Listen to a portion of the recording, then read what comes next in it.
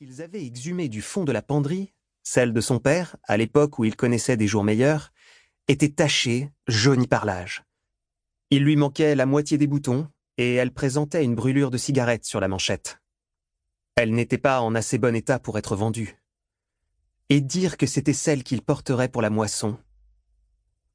Ce matin-là, il s'était rendu dans la chambre de sa cousine au lever du soleil. L'oiseau s'était envolé du nid, ainsi que sa chemise. Mauvais signe.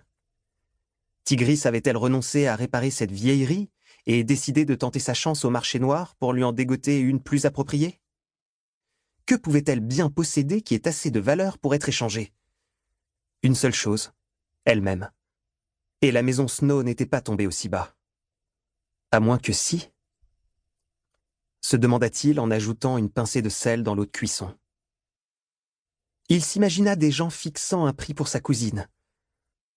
Avec son long nez pointu et sa silhouette maigrichonne, Tigris, sans être une beauté, dégageait néanmoins une douceur, une vulnérabilité qui incitait aux abus.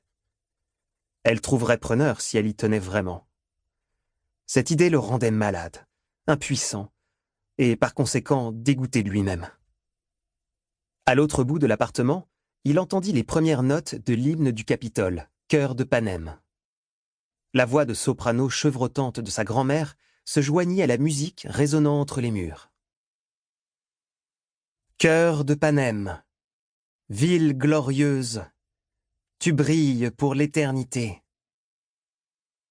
Comme toujours, elle chantait horriblement faux et légèrement en retard sur le tempo. La première année du conflit, elle passait l'enregistrement tous les jours fériés afin de développer le patriotisme de Coriolanus et de Tigris, alors âgés respectivement de 5 et 8 ans. Le récital quotidien n'avait commencé qu'en cette journée noire, où les districts rebelles avaient encerclé le Capitole, bloquant son approvisionnement pendant 2 ans.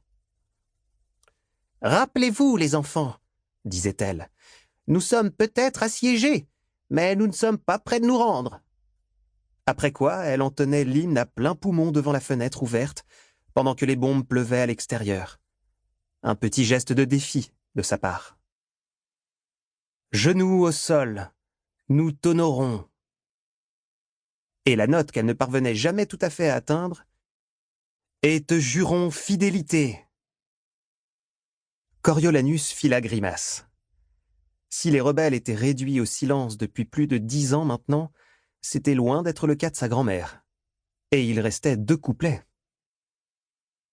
Chœur de Panem, phare de justice, la sagesse part ton front. Il se demanda si un mobilier plus important ne pourrait pas absorber une partie du son. À vrai dire, la question était purement formelle. Dans l'immédiat, leur appartement avec terrasse était pareil au Capitole, marqué par les stigmates des attaques rebelles.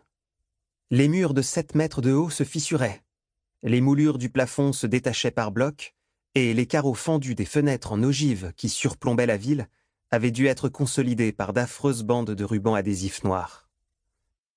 Tout au long de la guerre, et pendant les 10 ans qui avaient suivi, la famille avait été contrainte de vendre ou d'échanger quantité d'objets, si bien que la majorité des pièces étaient désormais vides, inutilisées, et les autres à peine meublées. Pire encore, lors du dernier hiver de siège, particulièrement rigoureux, plusieurs beaux meubles en bois sculpté, ainsi que d'innombrables livres, avaient dû être brûlés dans la cheminée pour éviter à la famille de mourir de froid. Voir les pages de ces livres d'images, ceux-là même qu'ils avaient lus et relus avec sa mère, se consumer dans les flammes, n'avait jamais manqué de le faire pleurer à chaudes larmes. Toutefois, mieux valait la tristesse que la mort.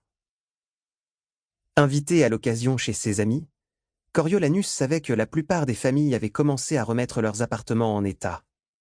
Les Snow, quant à eux, n'avaient même pas les moyens de s'offrir 3 mètres de tissu pour une nouvelle chemise.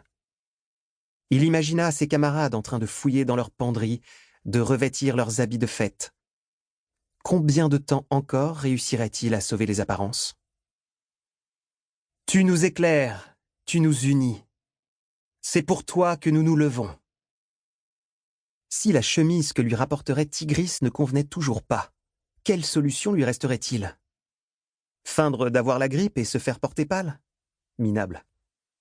se présenter à la cérémonie dans sa chemise. Pour continuer à écouter ce livre audio gratuitement, cliquez sur le lien dans la description et vous pourrez l'écouter en entier sans frais grâce à l'essai de 30 jours d'Audible.